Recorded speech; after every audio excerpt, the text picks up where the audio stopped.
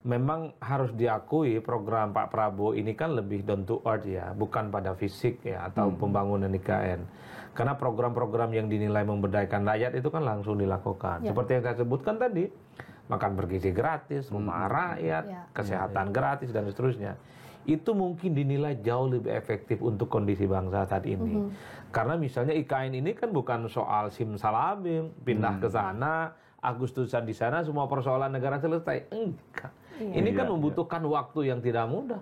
Mungkin butuh waktu 20-30 tahun yang akan datang, baru kemudian akan kelihatan oase bahwa disparitas ekonomi yang selama ini, pembangunan yang agak sedikit berjarak, mungkin akan perlahan kelihatan di IKN andai ini diteruskan di masa-masa yang akan datang.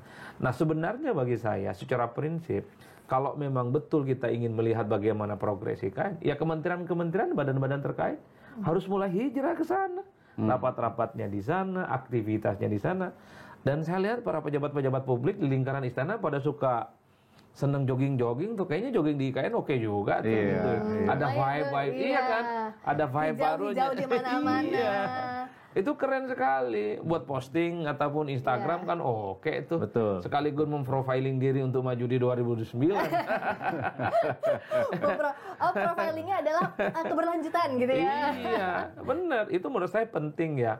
Ketimbang apakah upacara itu di IKN Jadi atau upacara tidak. itu cuma simbol doang ya, bukan jadi satu-satunya satu-satunya hal untuk menilai apakah IKN berlanjut atau enggak gitu ya. Betul, yang penting upacara Agustusan itu hikmat. Pengalaman saya orang kampung, upacaranya itu kadang di tengah sawah panas-panasan. Tapi kita tegak lurus, Indonesia Raya nggak pernah salah.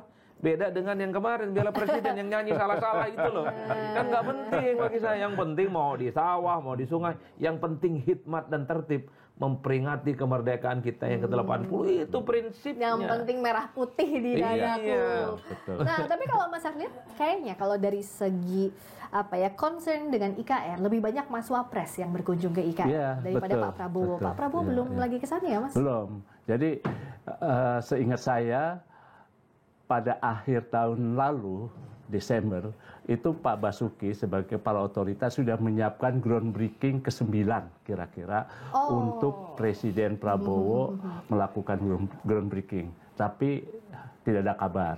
Selanjutnya Pak Basuki itu menyiapkan kembali groundbreaking yang ke-9 karena belum jadi untuk Presiden di awal tahun. Sekaligus ada beberapa peresmian rumah sakit dan lain-lain, hotel diantaranya itu.